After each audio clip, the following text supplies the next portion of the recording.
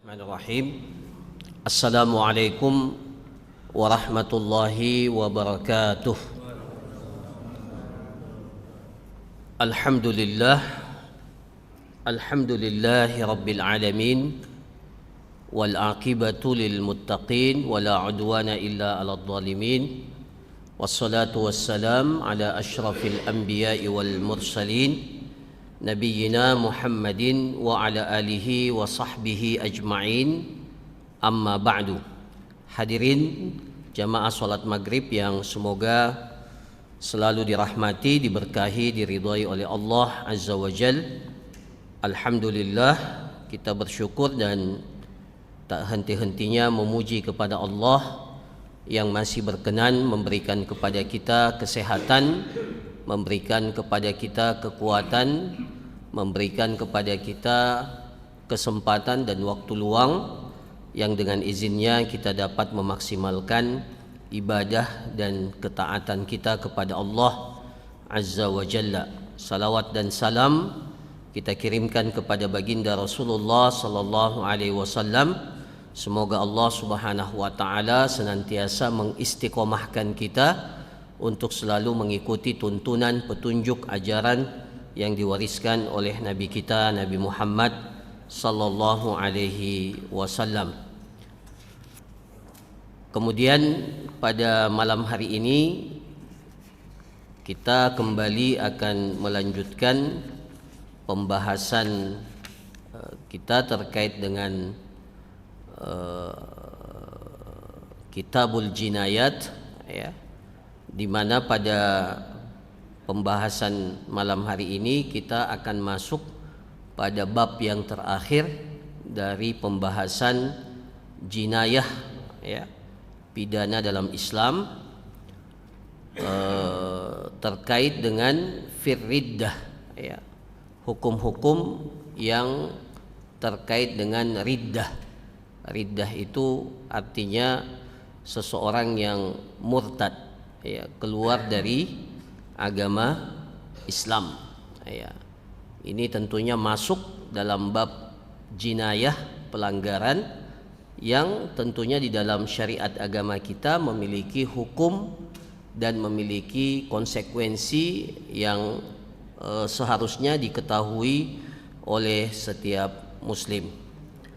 Para jamaah sekalian yang dirahmati oleh Allah, ya, dalam pembahasan ini akan kita jelaskan apa yang dimaksud dengan ar-riddah itu, murtad itu apa, kemudian apa saja syarat-syaratnya, dan apa konsekuensi, ya, hukum yang akan ditanggung oleh orang yang murtad itu, ya.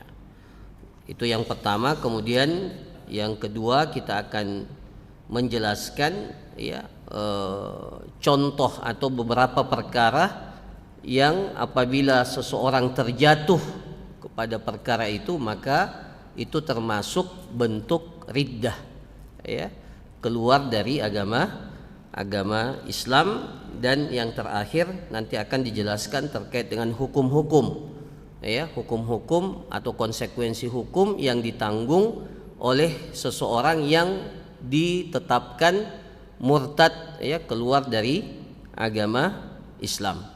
Nah, insyaallah kita akan jelaskan 3 poin ini secara umum, ya, mudah-mudahan waktu kita mencukupi. Kalau tidak berarti nanti kita akan lanjutkan pada pertemuan kita yang akan datang. Para jamaah sekalian, kita mulai dari pembahasan yang pertama, apa yang dimaksud atau definisi riddah itu apa, murtad itu apa, ar-riddah, ya. Di sini dikatakan ta'rifur riddah, ar-riddatu fil lughah ar-ruju' 'anil syai' wa minhu ruju' 'anil Islam. Jadi secara bahasa kata riddah, ya, riddah itu artinya kembali, ya, ar-ruju' 'anil syai', ya, rujuk atau kembali dari sesuatu. Ya. Jadi ar-ruju' anis syai', ya. Jadi itu secara bahasa. Jadi riddah itu, ya, artinya apa? Secara bahasa dia rujuk, ya, kembali, ya, kembali dari ya anisyai, ya kembali dari sesuatu. Wa minhu ar-ruju' anil Islam. Ya, maka ini masuk juga dalam kategori seseorang yang rujuk dari agama Islam. Ya, jadi pada asalnya dia Muslim, kemudian dia rujuk, ya, kembali dan ya artinya dia keluar dari agama Islam itu. Ya. Nah, itu tentunya terkait dengan makna riddah secara bahasa.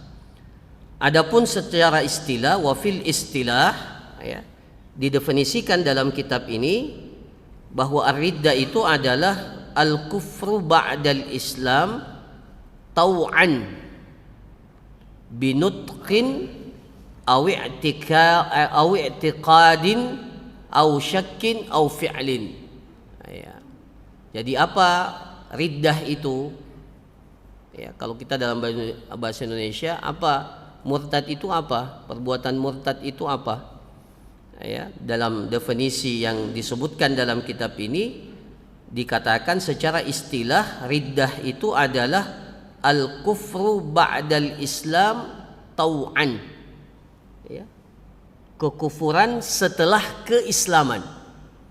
Jadi kekufuran setelah keislaman tau'an secara sukarela. Ya. Ya.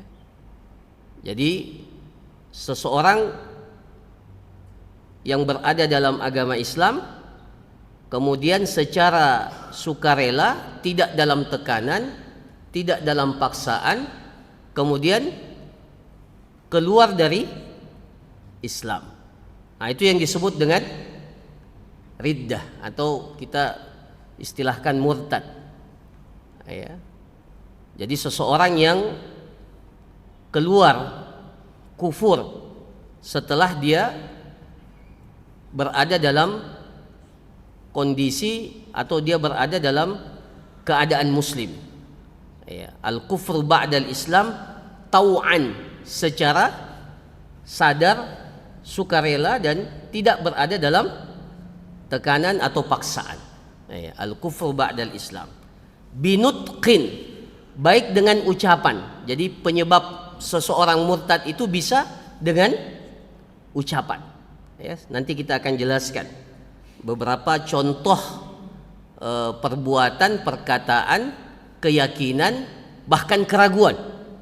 Ya, nanti kita jelaskan. Ya, jadi binutkin, baik dengan ucapan. Jadi ucapannya dia ucapkan dengan penuh kesadaran.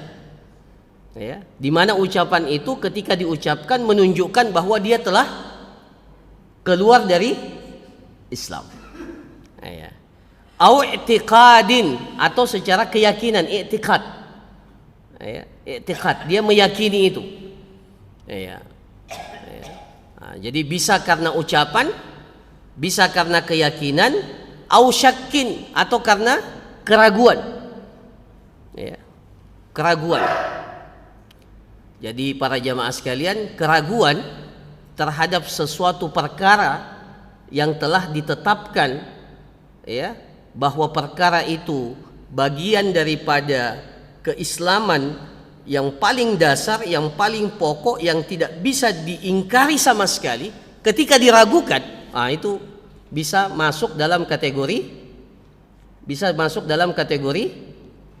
riddah, bisa masuk dalam kategori, ya, keraguan yang menyebabkan seseorang itu bisa keluar dari Islam. Ya, nanti kita jelaskan ya contoh-contohnya. Nah, ini definisinya dulu. Au fi'lin, atau perbuatan. Ya. Jadi dari definisi ini bisa kita simpulkan bahwa riddah itu adalah seseorang yang kufur, ya, setelah keislaman dengan penuh kesadaran, sukarela, baik dengan ucapan atau dengan keyakinan, atau dengan keraguan, atau dengan perbuatan. Jadi ada perbuatan-perbuatan yang tidak perlu dia ucapkan, ya, tapi kalau dia sudah melakukan perbuatan itu, maka otomatis dihukumi perbuatannya itu masuk dalam kategori perbuatan yang menyebabkan seseorang itu menyebabkan seseorang itu murtad. Nah, murtad. Nah, ini para jamaah sekalian. Nah, ini yang dimaksud dengan riddah. Nanti penjelasannya kita jelaskan dengan contoh yang disebutkan oleh para ulama kita. Ini termasuk pembahasan yang sensitif. Apalagi kita berada di tengah masyarakat yang menganut faham kebebasan beragama. Padahal dalam Islam kebebasan kita beragama itu dibatasi. Dibatasi dengan apa? Bahwa agama ini tidak boleh dijadikan sebagai sesuatu yang seperti mainan. Hari ini kita senang, kita masuk dalam Islam. Ada sesuatu yang kita tidak senangi dari Islam, kita jadi konsekuensi syahadat kita itu salah satu diantaranya adalah tidak boleh dipermainkan. Nah, kapan seseorang mempermainkan ini, maka masuk dalam kategori sesuatu yang bisa menjerumuskan seseorang kepada riddah, bisa dihukumi murtad. Nah, jadi para jamaah sekalian, ini termasuk diantara pembahasan yang sensitif, dan para ulama ketika menjelaskan bab riddah ini memang agak berhati-hati, agak berhati-hati. Makanya ketika kita mempelajari ini tidak serta-merta seseorang itu langsung dihukumi murtad. Nah, di sini dikatakan, jadi secara istilah sudah kita jelaskan apa itu riddah, murtad. Nah, sekarang ini yang paling penting, syurutuha. Apa syarat seseorang itu dikatakan riddah? Amma syurutuha fal aqlu wat tamyizu wal ikhtiyar. Syarat seseorang itu dapat dikategorikan masuk dalam kategori riddah atau murtad kalau terpenuhi 3 syarat ini. Pertama, al-aqlu, dia berakal, bukan orang gila. Jadi kalau dia mengucapkan satu perkataan dalam kondisi dia berakal, dia memahami maksud daripada apa yang dia ucapkan, berakal, bukan orang gila, tidak dikategorikan orang gila, maka berlaku hukum riddah pada orang itu. Kemudian yang kedua, at-tamyiz atau al-buluk, sebagian mengatakan al-buluk, seseorang itu sudah sampai usia balik, tamyiz, yang dengannya dia sudah bisa memilih. Itu syarat yang kedua. Jadi kalau ada anak kecil yang belum balik kemudian mengucapkan perkataan atau melakukan perbuatan atau meyakini sesuatu yang menyebabkan seseorang itu dikategorikan murtad, tapi pelakunya itu masih kecil, belum tamyiz, belum balik, maka tidak dapat diberlakukan hukum riddah kepada anak yang belum tamyiz atau yang belum balik itu. Kemudian yang ketiga adalah wal ikhtiyar, dia melakukannya tidak dalam keadaan terpaksa, dia melakukannya atas kesadaran dan tidak berada dalam kondisi terpaksa. Nah, itu syarat utama. Jadi para jamaah sekalian, ketika salah satu daripada syarat ini tidak terpenuhi, maka tidak dapat dikategorikan seseorang itu masuk dalam kategori murtad. Salah satunya. Jadi yang pertama tadi adalah berakal, kemudian tamyiz atau balik, kemudian yang ketiga adalah dia melakukannya tidak berada dalam dia melakukannya dengan penuh kesadaran dan bukan berada dalam tekanan ataupun paksaan. Ya, maka dalam kitab ini dikatakan fala yuhkamu ala majnun, orang yang gila itu tidak dihukumi. Orang gila itu meskipun dia mengucapkan sesuatu, meyakini sesuatu, ya, katakanlah ada orang gila ditanya, sholat itu wajib enggak? Ya, dia katakan apa? Orang gila ya. Tapi kalau orang gila ditanya ya harusnya tidak. Nah, ya. Tapi katakanlah dia katakan seperti ini, sholat itu tidak wajib. Ya, sholat itu tidak wajib. Atau dia meyakini bahwa sholat itu tidak wajib. Ya, meyakini sholat tidak wajib itu bagian daripada riddah.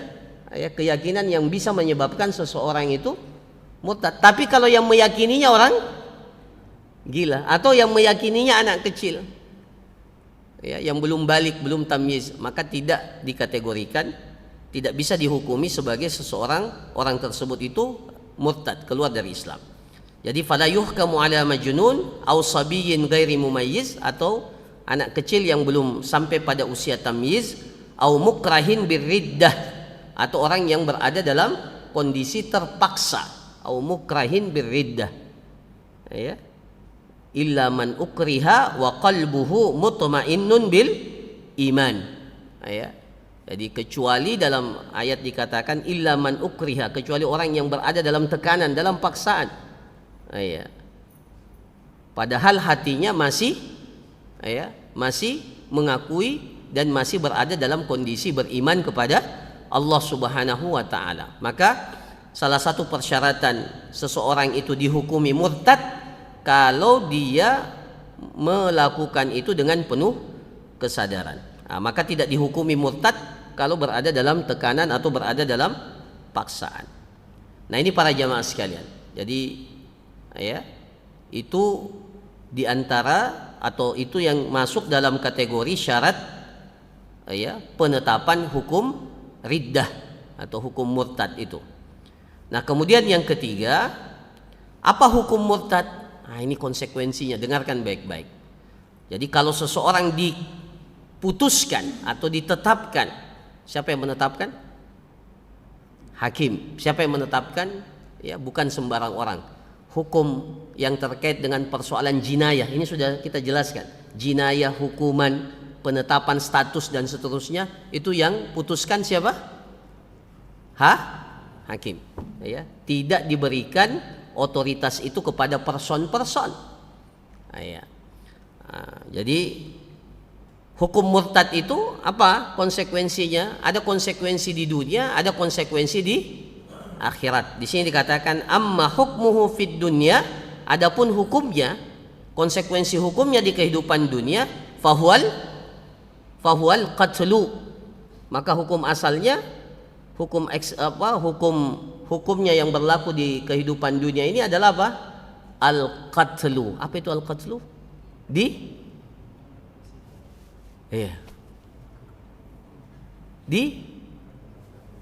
hukum mati. Al-qatl. Jadi ini termasuk di antara tindakan jinayah berkonsekuensi menghilangkan nyawa seseorang. Ya, kenapa para jamaah sekalian?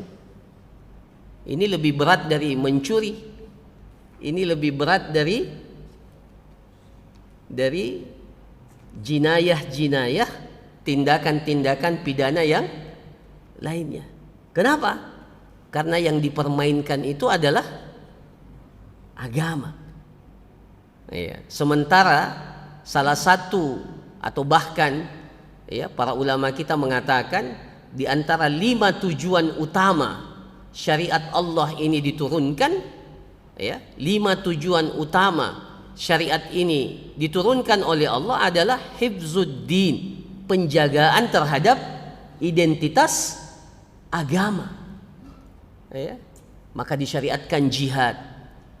Ya, disyariatkan jihad, ya, dalam agama kita karena untuk mempertahankan apa yang dimaksud, apa yang yang disebut dengan ad-din ini, agama ini. Jadi konsekuensi beragama itu dalam Islam itu konsekuensinya tidak ringan.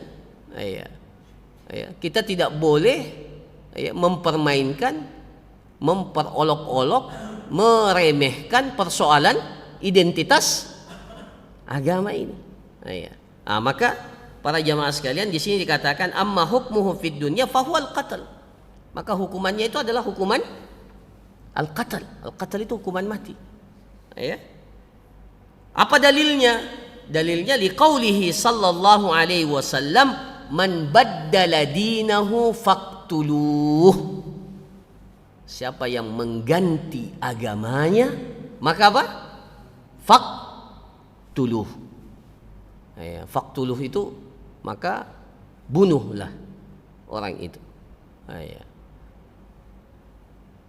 Ya, dengarkan baik-baik ini konsekuensi. Ya, kita mungkin kaget-kaget dengar yang begini, ya, karena kita hidup di negara yang memberikan apa?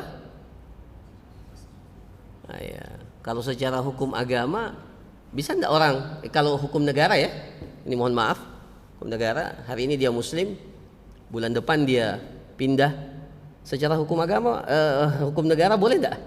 Ya, ya, ketika diberikan apa namanya kebebasan ya kepada seseorang untuk memilih agama masing-masing sesuai dengan keinginannya, ya, dan tidak dibatasi, itu bisa jadi agama itu menjadi apa?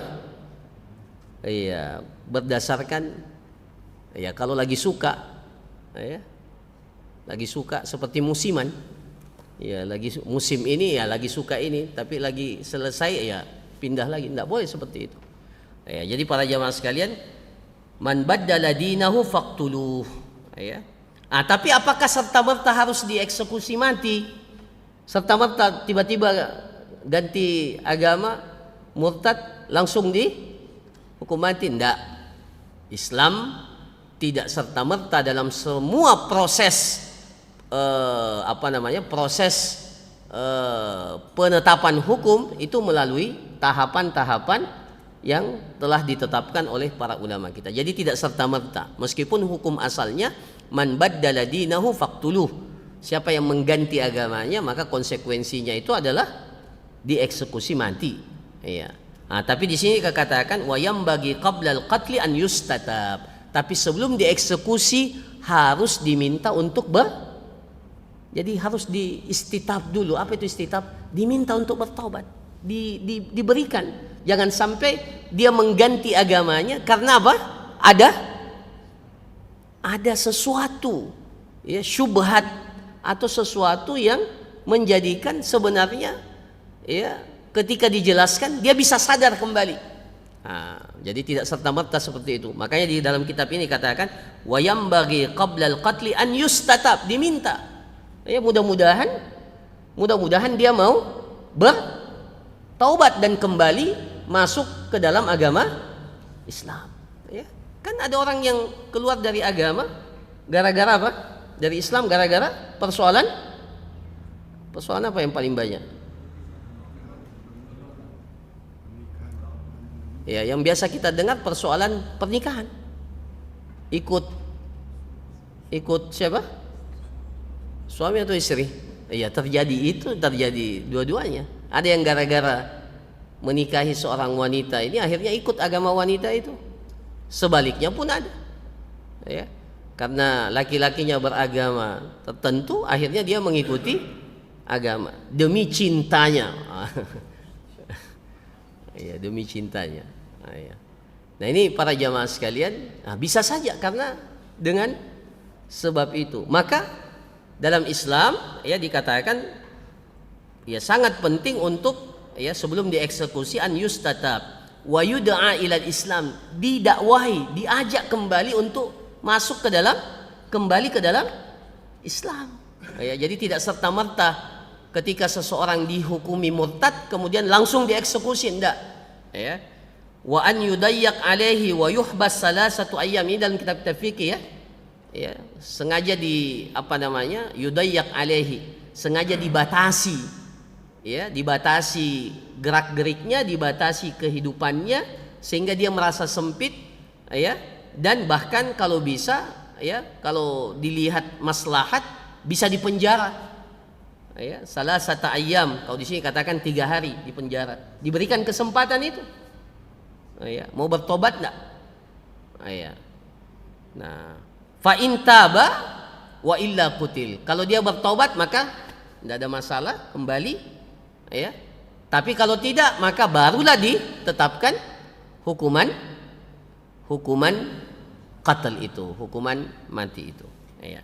Nah, ini berdasarkan hadis, ya, di sini dikatakan li hadisil yahudi alladzi kana aslama summa irtadda, ya.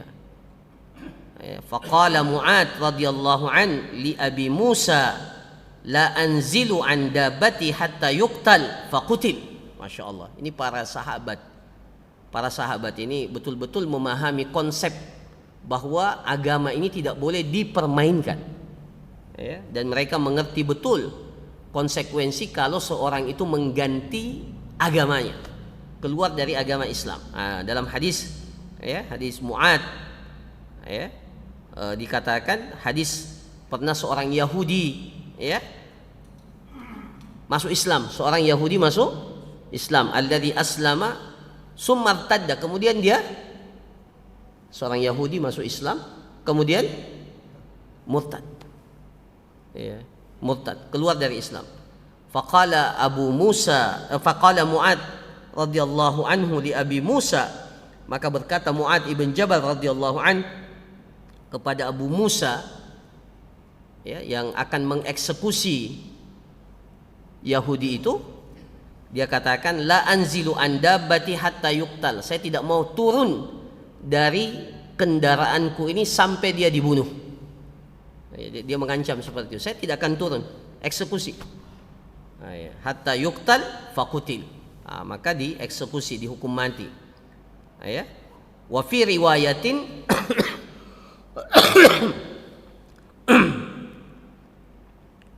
dalam riwayat yang lain dikatakan wa kana qad istutiba qabla dzalik. Ini penting. Dan orang itu sudah diminta untuk bertaubat sebelumnya. Ya, jadi orang Yahudi ini ketika dieksekusi tidak dieksekusi langsung, tapi diberikan kesempatan untuk bertaubat, diajak, disadarkan untuk kembali masuk ke dalam agama Islam. Tetapi kalau dia tetap bersikeras berada pada, ya, agama, ya, yang ia pilih, maka konsekuensinya adalah, ya, seperti yang disebutkan.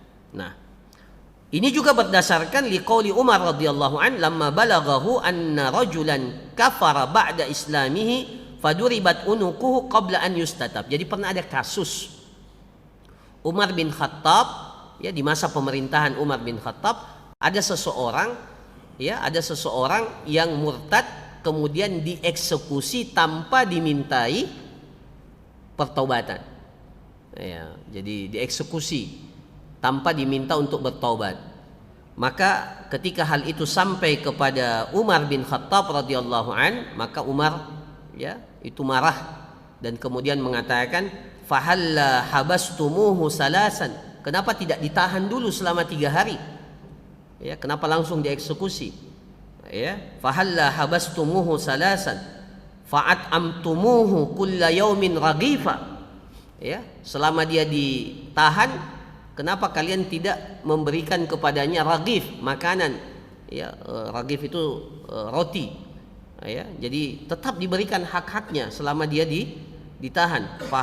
Fa'at amtumuhu kulla yaumin raghifa wastabtumuhu, ya, dan kenapa kalian tidak memintanya untuk bertaubat, la'allahu yatub, bisa saja dia bertaubat, ya. Jadi Umar bin Khattab radhiyallahu an menyayangkan eksekusi yang dilakukan, ya, oleh orang yang diamanahkan, ya, dalam hal ini disayangkan oleh Umar bin Khattab, bahkan beliau berlepas diri terhadap eksekusi yang tidak menjalani prosedur yang disebutkan. Jadi seharusnya sebelum dieksekusi diminta untuk bertobat, didakwai, diajak kembali, ya, diperlakukan dengan baik sehingga dihilangkan syubhatnya, ya, didakwai, ya, dijelaskan apa yang menjadi syubhat yang ia yakini atau yang dia ya yang apa namanya yang dia katakan atau dia yakini, ya. Nah, baru setelah itu ternyata dia tidak mau bertobat, baru ya pelaksanaan eksekusi itu dilakukan, ya, hukuman mati itu dilakukan. Nah, maka di sini dikatakan la'allahu yatub au yuraji amra rabbih, ya, atau dia kembali, ya, merenungkan, ya, merenungkan perkara yang terkait dengan urusan Tuhannya. Allahumma inni lam ahdur wa lam arda idza balagani. Demi Allah, ya, kata Umar, ya Allah, inni lam ahdur, saya tidak hadir eksekusi ini. Maksudnya Umar berlepas diri karena ternyata ada orang yang dieksekusi tanpa dimintai pertobatan. Jadi Umar bin Khattab berlepas diri dari perbuatan itu. Allahumma inni lam ahdur wa lam arda idza balagani, dan kalau itu sampai kepadaku, ya, saya tidak ridho dengan hal itu, ya. Nah, ini para jamaah sekalian yang dirahmati oleh Allah. Jadi hukum asalnya seseorang yang murtad itu apa? Apa hukumannya? Apa hukuman yang berlaku? Hukuman mati. Tapi hukuman mati itu bisa dilakukan setelah proses istitabah, dimintai untuk rujuk, dimintai untuk bertaubat, dijelaskan hal-hal yang, ya, kalau dia memiliki syubhat dijelaskan. Kemudian di sini dikatakan walladzi yatawalla qatlahul imam au naibuhu, yang melakukan eksekusi ini siapa? Yang memutuskan perkara ini adalah siapa? Imam atau wakilnya yang diamanahkan. Jadi tidak diberikan kepada person-person, tidak diberikan kepada anggota masyarakat, tidak diberikan kepada alim fulan enggak. Ya, bahkan ulama pun tidak boleh melakukan eksekusi ini. Ya, jadi yang boleh melakukan ini adalah institusi resmi dalam pemerintahan Islam. Ya, walladzi yatawalla qatlul imam aw naibuhu li'annahu haqqul lillahi ta'ala, karena ini masuk dalam kategori haknya Allah. Jadi persoalan agama itu haknya siapa?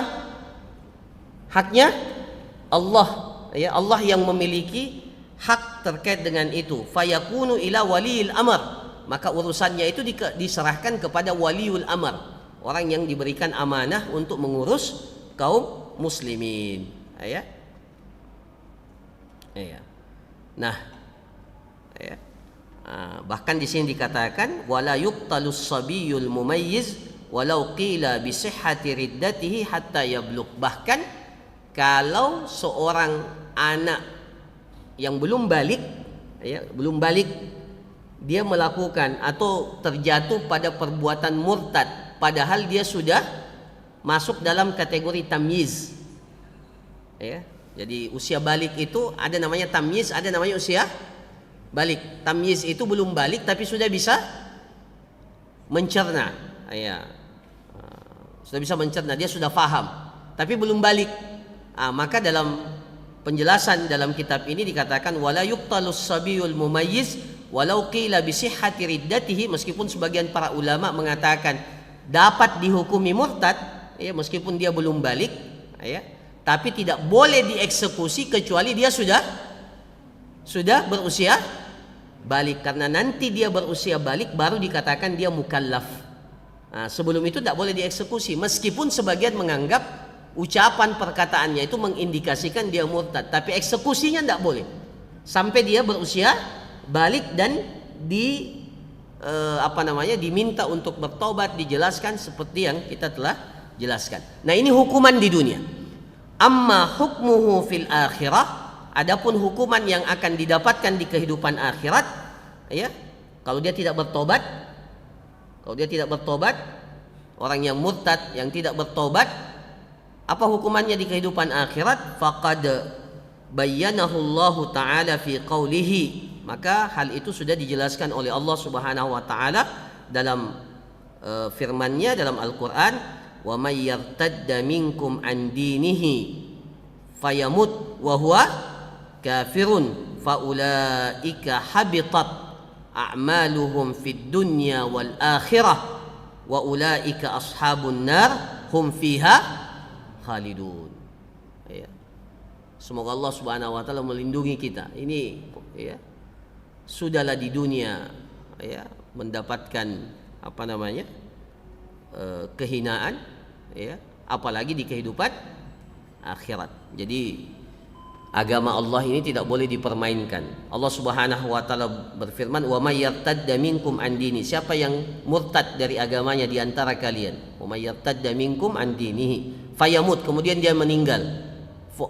Fayamut wa huwa kafirun, dalam keadaan kafir. Jadi tidak bertaubat. Wa huwa kafirun. Maka apa yang akan dia dapatkan? Faulaika habitat a'maluhum fid dunya wal, semua amalannya itu akan sia-sia di kehidupan dunia dan di kehidupan akhirat, tidak dianggap sama sekali. Ya, segala kebaikannya di kehidupan dunia itu dikali nol. Faulaika habitat a'maluhum fid dunya wal akhirah. Begitu pula di kehidupan akhirat. Jadi kalau dia punya catatan kebaikan, maka catatan kebaikannya itu tidak dianggap sama sekali. Semuanya sia-sia. Ya, batal, di cancel. Faulaika habitat a'maluhum fid dunya wal akhirah.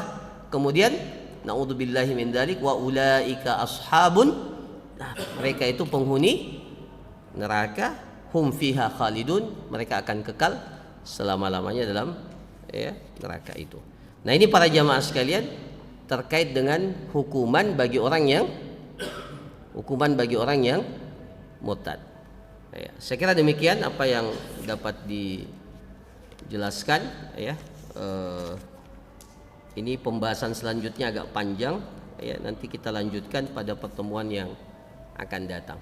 Ya, sebelum kita tutup, saya mengingatkan kepada para jamaah sekalian, kita berada di bulan Muharram, dan di bulan Muharram ini kita disunnahkan untuk memperbanyak ibadah puasa. Bahkan dikatakan afdalus siyam ba'da syahri Ramadan atau ba'da siyami Ramadan siyam syahrillahi Muharram. Puasa yang paling afdal setelah puasa di bulan Ramadan adalah puasa di bulan disebut bulannya Allah. Jadi bulan Muharram ini menjadi istimewa karena dinisbatkan menjadi bulannya Allah, Syahrullah Al-Muharram. Nah, maka disunnahkan kepada kita untuk memperbanyak puasa di bulan Muharram.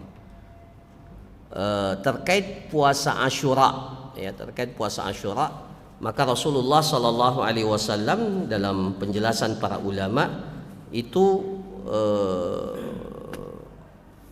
puasa Asyura yang dilakukan oleh Rasulullah itu ada 4 fase. Pertama, dalam riwayat Muslim dikatakan Rasulullah berpuasa ketika masih berada di Mekah, puasa Asyura, karena di dalam hadis dikatakan, ya, orang-orang jahiliyah, ya, orang-orang Quraisy itu berpuasa pada hari Asyura di Mekah. Jadi waktu Rasulullah SAW berada di Mekah, beliau berpuasa Asyura. Maka Rasulullah SAW ikut berpuasa pada hari Asyura itu ketika di Mekah. Ya, tapi ibadah ini sifatnya personal. Rasulullah tidak perintahkan kaum muslimin yang lain untuk berpuasa. Jadi Rasulullah ikut berpuasa ketika masih berada di Mekah, belum berhijrah. Itu yang pertama. Kemudian yang kedua, para jamaah sekalian, ketika berhijrah Rasulullah mendapati orang Yahudi berpuasa di kota Madinah. Maka ketika dikatakan bahwa ini adalah hari baik, Yaumun Salih, ini hari di mana Allah menyelamatkan Nabiullah Musa alaihissalam. Maka Rasulullah mengatakan, kalau begitu kami lebih berhak untuk menghormati Nabi Musa daripada kalian. Fa'amara bisiyamihi. Ini fase yang kedua. Maka selain beliau berpuasa, beliau perintahkan kaum muslimin untuk berpuasa. Bahkan tidak sedikit para ulama mengatakan bahwa puasa Asyura ini pada awalnya adalah puasa yang wajib. Bahkan dalam sebagian riwayat para sahabat itu memerintahkan, melatih anak-anak mereka untuk berpuasa Asyura. Jadi hadis yang terkait dengan para sahabat membuat mainan supaya anak-anak mereka lupa terhadap, ya, makan dan minum, itu terkait bukan ibadah Ramadan, bukan puasa Ramadan, itu terkait dengan puasa Asyura yang kemudian, ya, kalau kita melatih di Ramadan juga, ya, itu asalnya itu di puasa Asyura. Jadi sampai diperintahkan, sampai para sahabat membiasakan anak-anak mereka untuk puasa Asyura. Itu fase yang kedua. Fase yang ketiga, para jamaah sekalian, kata para ulama kita, setelah diwajibkan puasa Ramadan. Ya. Jadi setelah datang kewajiban puasa Ramadan, maka puasa Asyura yang tadinya wajib itu berubah status menjadi sunnah. Faman syaa shamahu wa man syaa tarakahu. Siapa yang berkehendak silahkan berpuasa, dan siapa yang mau silahkan tinggalkan. Ya, jadi kalau ada yang tidak puasa Asyura tidak perlu disalahkan. Kenapa? Karena status puasa Asyura setelah datangnya puasa kewajiban Ramadan tidak lagi berstatus wajib. Ya, ini mohon maaf, terkadang kita menganggap enteng, menganggap orang yang tidak puasa itu lebih rendah dari kita. Nah, itu jangan sampai kita ujub. Karena apa? Lagi-lagi ini masuk dalam kategori ibadah sunnah. Ya. Jangan, kamu tidak puasa, seakan-akan. Ya. Lagi-lagi ini ibadah sunnah. Bahkan hadis dikatakan, man syaa shamahu wa man syaa tarakah. Ya. Siapa yang mau silakan berpuasa, dan siapa yang mau silahkan dia tinggalkan puasa itu, tidak berpuasa. Nah, itu fase yang ketiga. Jadi pilihan dan hukumnya sunnah. Nah, fase yang keempat ini yang terakhir. Apa itu? Ya, di masa akhir Rasulullah SAW, beliau ketika disampaikan bahwa orang-orang Yahudi, Nasrani juga ikut berpuasa di hari Asyura itu, maka Rasulullah berkeinginan untuk menyelisihi apa yang mereka lakukan. Maka Rasulullah mengatakan, Rasulullah SAW bersabda, la in ishtu ila qabil la asumanna tasi'. Jadi kalau saya diberikan kesempatan untuk hidup pada tahun yang akan datang, maka saya juga akan berpuasa pada hari ke-9. Itu fase yang terakhir. Jadi untuk menyelisihi orang Yahudi atau orang Nasrani yang juga ikut berpuasa Asyura, penyelisihannya adalah berpuasa sehari sebelumnya. Maka para jamaah sekalian, yang paling penting itu hari Asyuranya. Ya, yang paling penting hari Asyuranya. Nah, sekarang hari Asyuranya kapan?